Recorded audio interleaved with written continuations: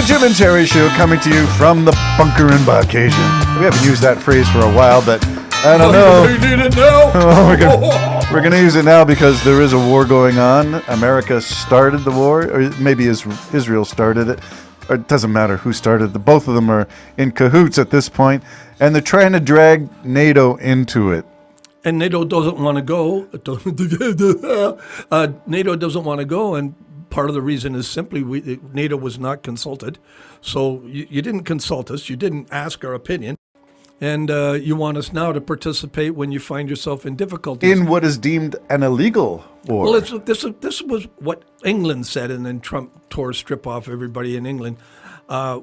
It's not legal. Make it legal, and we'll discuss us getting involved. But you haven't even gone to Parliament. I mean, your government. You haven't gone to Congress about it. You've done all of this. Now they're saying, well, the reason we didn't do that is because it's not a war. Oh, so yeah. You want us to come into your skirmish? Who does that sound like? It's What did Putin. It is Putin. It is Putin. It is Putin. So you wonder who's got the strings. Well, everybody I think, is influencing President Donald J. Trump. I think Putin probably said to him, Netanyahu probably said, we're going in and you're the greatest president that has ever been on the face of the earth. I think it would be best if you led the way. And therefore, because Netanyahu has no problem giving the United States all the glory, all the credit. He has no problem. He just wants the Iranian people gone. I thought you said all the glory. Well, G-O-R-Y as opposed to I will point glory. out to people, it was Netanyahu who said that Jesus Christ himself couldn't stop certain things. He just said that this week. I forget what he said. I think my mind shut down. Well. Yeah, so there you go. So maybe Trump is the only one who can. You know what I mean? So, glorify the orange Christ. I know those songs aren't working. They're not working for me. So what was this going to be about? I don't even know what this is we were going to literally pick up the pieces to the Air Canada LaGuardia crash and the FAA and talk about not paying people. Remember that this bill, the funding the government, had to be passed, and it wasn't passed because he wanted, I forget how many.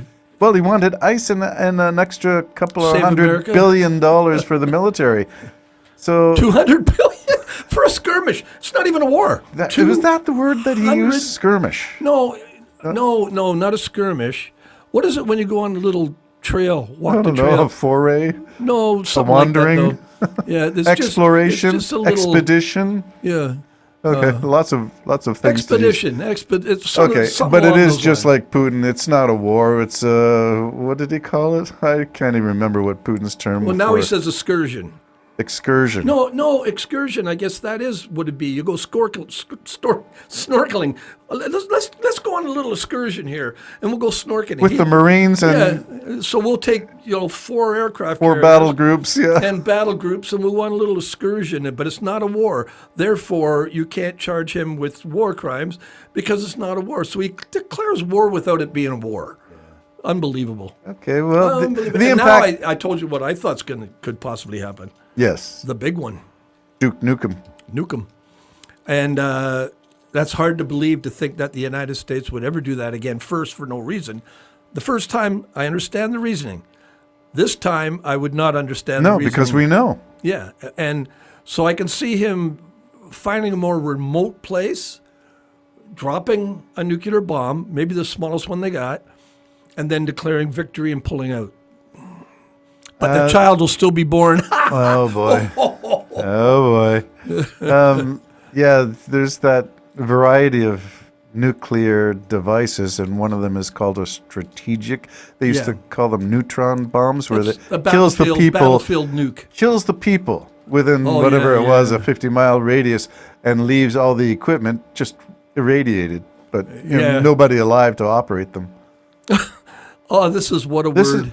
This is a weird word. Now, let's get back to the Air Canada, because at the FAA, everybody says, well, they're working a month now with no pay, and then Trump sends in ICE to the airports, and they're standing there in their camo gear. And Oh, you think they're just doing nothing, but did you not watch the news this morning? No, you no, I did did not. not. Okay, have you heard? That's why you come for breakfast once a They're week. arresting people and dragging them off to detention centers. Oh, Women crying, children crying. Seriously, unbelievable. That's what ICE is doing at the airports. so do you? Okay. FIFA's coming too. Oh my goodness. Oh boy. Let's back it up and just say, is the lack of payment for funding the government intentional then, as an excuse to put ICE agents at the airports? No, but I don't know, but I don't think so. But I do think they're saying this is a great opportunity to put ICE in airports. Oh boy. And so they did. Now they're unmasked ICE agents. They look very much nicer than with those stupid masks on. But they're there, and they're arresting who they think And they're are armed illegal. and walking around the airport with guns. Yeah, with guns. Did you ever see 1970 Montreal with the post office bombings and the Canadian troops were on the... And it was the first time we'd seen... FLQ? Yes, the FLQ. It's a scary sight to see soldiers with guns in your streets, Yep. in your places like an airport. Who would have thought you'd have all these guns? Well, I saw that years ago, which shocked me a bit too. I was going through one of the airports, might have been Boston. I flew a lot there for business, and I saw gun toting, with the heavy guns. And it's not a comfortable look. It's something I hope we never have to see in Canada. But let's get back to the FAA because that's the main thing. And Sean Duffy is a Trump appointee, no experience in managing anything, and he's in charge of the FAA. Well, does it trickle down from that incompetence? It might have been, again, and this is hard to maybe for people to believe or think, not because they're stupid, it's kind of out there. But I was telling you, you've been forgetting a lot of things lately. I have. All this stuff is weighing on our minds like crazy, what's going on in Trump world. Too much stuff. Too much stuff. And so there you have a control tower. Two of them were in the tower. Two of them in the tower. Double jobbing, so there's other things. Usually there's a lot more in a tower. But it was night. This is LaGuardia. Yeah, but it was night. And you can have brain fog.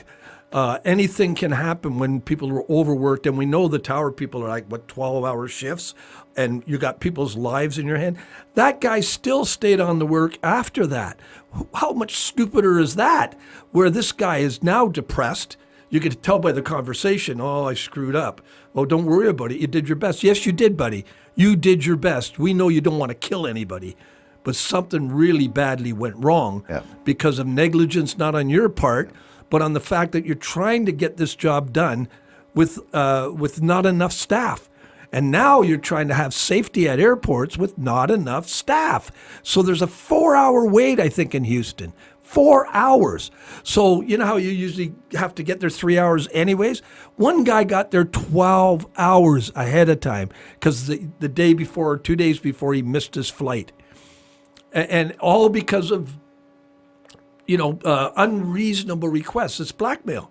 We want you to do everything we want, and then we'll free this up so that the people can travel. That's right. So the question is, people are trying to pin it on the Democrats, and then really it's the bill that they want passed. Yeah. The bill has put in some of Trump's own interests, and he's not willing to negotiate. Here's the guy who's the best negotiator. He doesn't negotiate at all. Nope. It's his way or the highway. Yep. And right now it's the highway or the airport. And he knows best. He knows more than everybody else. Right. And yet here you are, America. Where are you now?